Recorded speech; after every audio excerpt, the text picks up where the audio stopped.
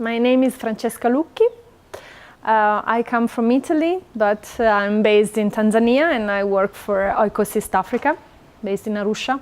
The overall experience of the workshop has been very, very positive. I think it's been a very stimulating experience under different points of view. It's always nice to share with colleagues being involved in similar working processes and in the informal economies and vulnerable communities conditions. So I think it's been very, very interesting also under the networking point of view.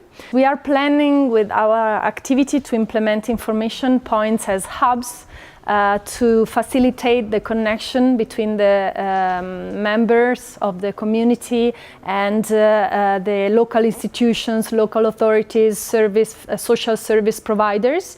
But I had an input coming from a colleague, Laura. I think she is implementing a similar activity in India.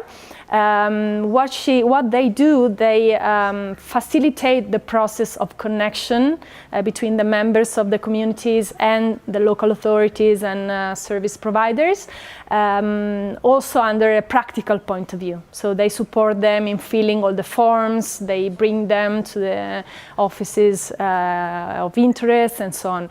This is something we were not thinking about. But I think it's important, as vulnerable and illiterate people don't have means maybe to fill the forms, and they don't have the confidence to reach the final point of interest by their own. So I think it's an interest aspect to add to our activity. The other input I had is coming from the saving groups activities.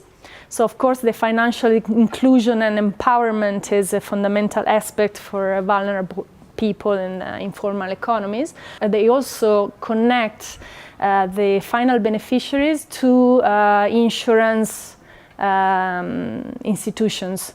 So not only they open or they create or empower saving groups, but they also facilitate the connection between the members of the saving groups and the insurance providers. When illiteracy is there, when vulnerability is there, usually the members of these communities are quite excluded by all the social protection mechanisms, by all the financial and social services. And I think the increasing of their awareness of what is existing, which are the possibilities, the opportunities they could join is very important. I also think that the increase of their vocational skills to facilitate the start of small-scale business activities can be a good solution to cope with emergencies of any kind and to increase their resilience in the vulnerable communities.